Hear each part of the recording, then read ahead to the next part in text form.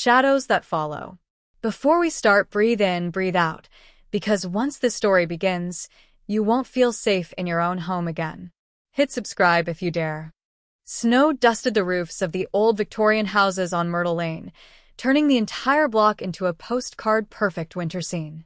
But that beauty faded fast the night Olivia Shepherd pointed her phone toward her neighbor's porch and captured something no one has been able to explain since. It started as a normal evening. Olivia had taken her dog outside when she noticed something strange in her peripheral vision, a tall, motionless figure standing near her neighbor's steps. At first, she thought it was a decoration left over from Halloween. But something felt wrong. Decorations don't breathe. They don't tilt their heads slightly as if listening. They definitely don't turn their entire body toward you, silently. Olivia froze. Through her screen, the figure looked even darker, blacker than the winter shadows around it. A shape like a person, but not quite right.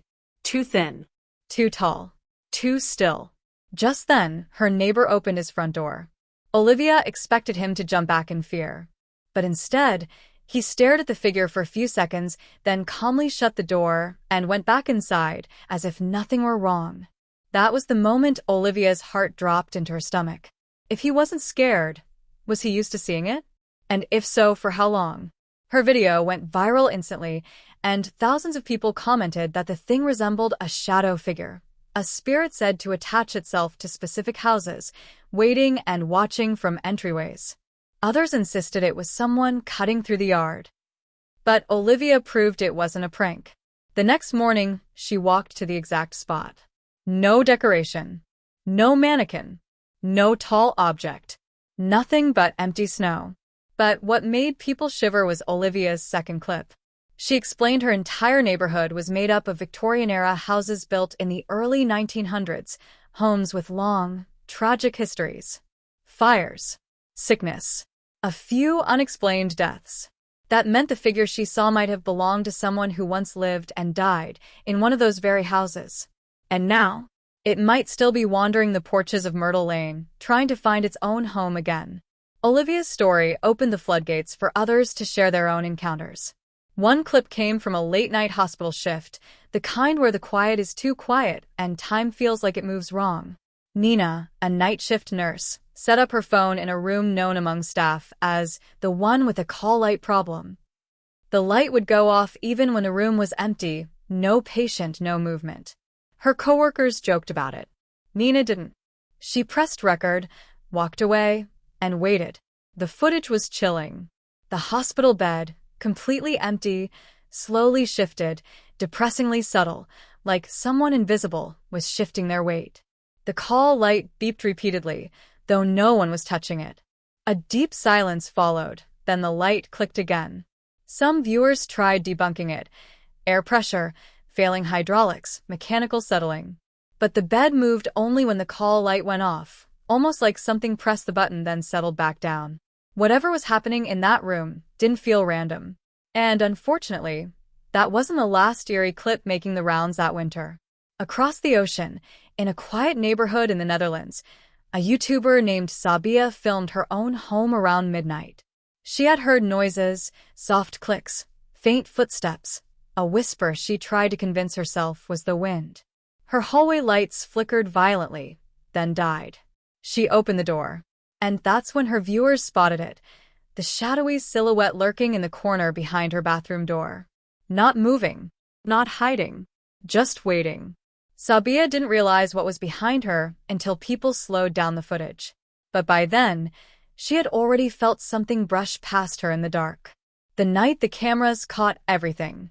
By the next morning, my inbox was flooded, people sending their own winter night encounters after watching the first video. Some clips looked fake, some were clearly misunderstandings, but 3 stood out so strongly that they made me feel the same cold pressure on my spine that I felt the night I saw the boy outside the cabin. 3 different people, 3 different places, but the same quiet horror. And each clip was filmed in winter, when the world is silent enough for you to hear things you normally never would. The first message came from a woman named Olivia, living in a remote neighborhood filled with old Victorian homes. Her message was simple. Please tell me I'm not losing my mind.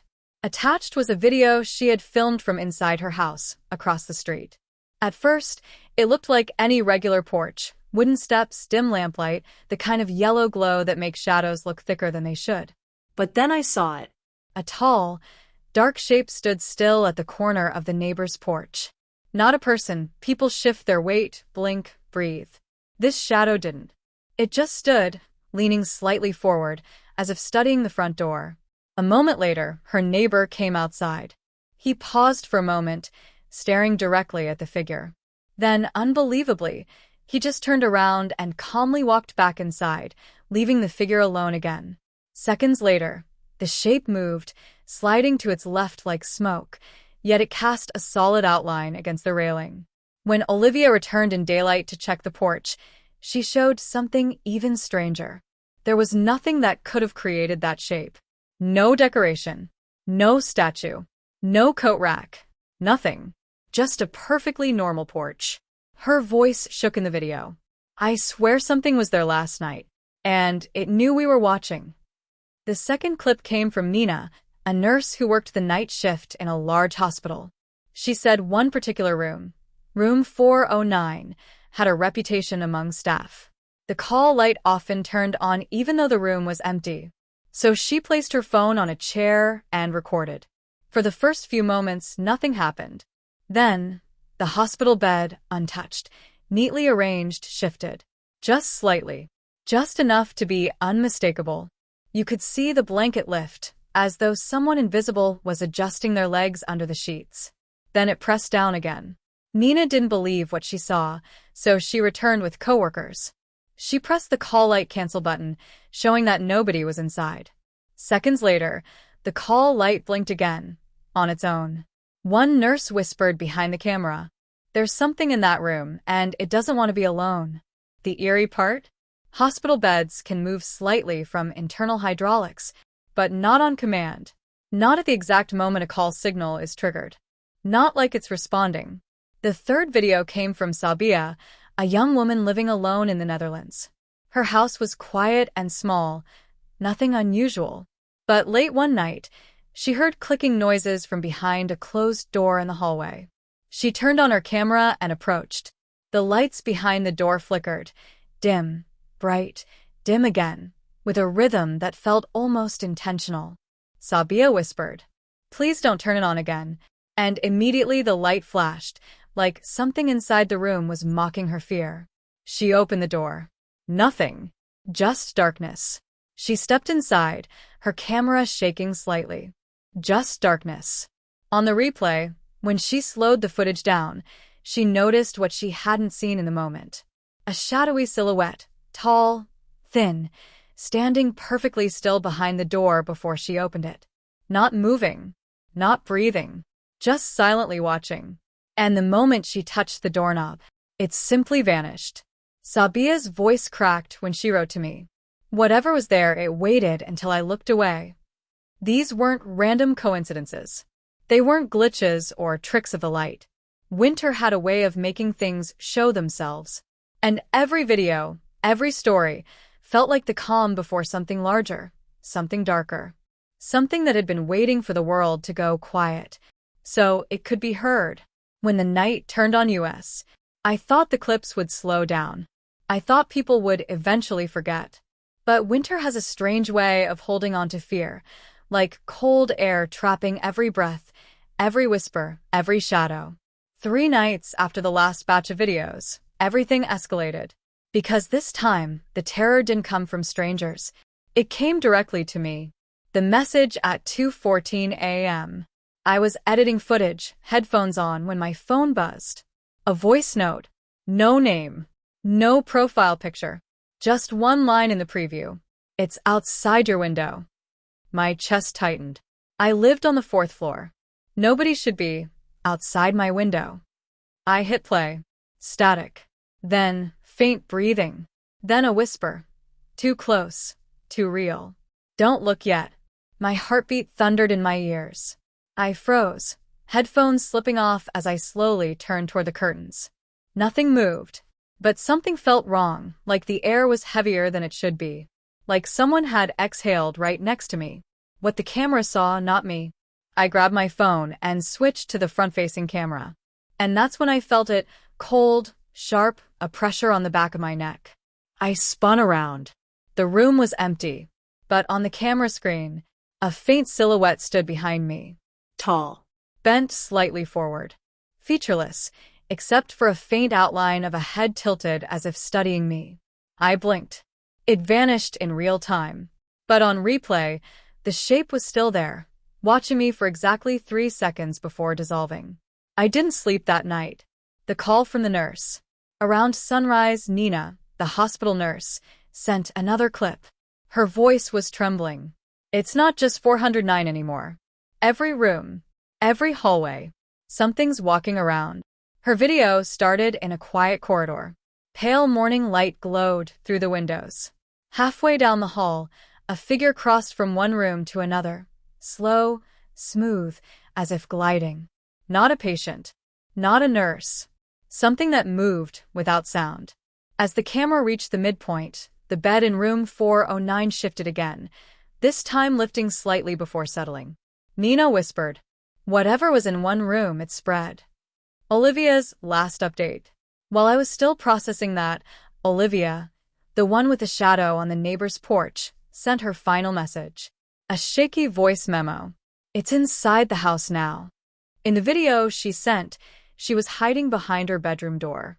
Down the hallway, the faint outline of the same shadow shape stood at the top of the stairs. Not moving, not blinking, just staring toward her door, as if it knew exactly where she was. The footage ended abruptly. Her account went inactive minutes later. I've tried messaging her ever since. No response. The Netherlands clip, the shape returns.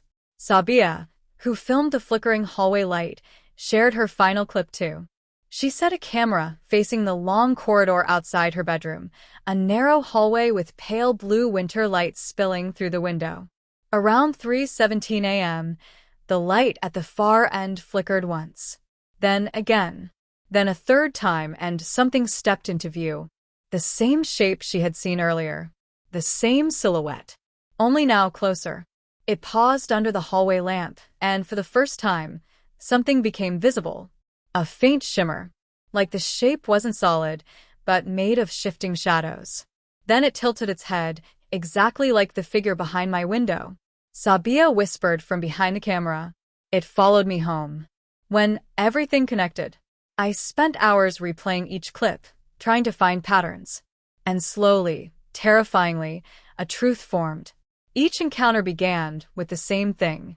Someone noticing it. Filming it. Acknowledging its presence.